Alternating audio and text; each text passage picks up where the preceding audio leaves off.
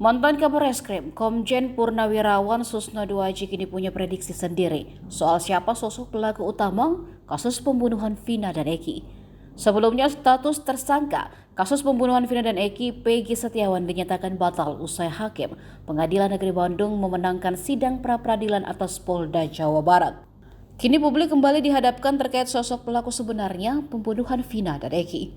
Susno Duaji sejak awal memprediksi jika Peggy bukanlah pelakunya. Ia justru mencurigai sosok AF, saksi kunci kasus Vina, sebagai pelaku sebenarnya. AF merupakan saksi yang menghabiskan malamnya di tempat kerja saat pembunuhan Vina terjadi. Pengakuan AF kala itu berbuntut adanya 11 nama yang 8 diantaranya menjadi terpidana kasus Vina. Kata Susno, jika ia seorang penyidik, AF lah yang akan diperiksa lebih mendalam.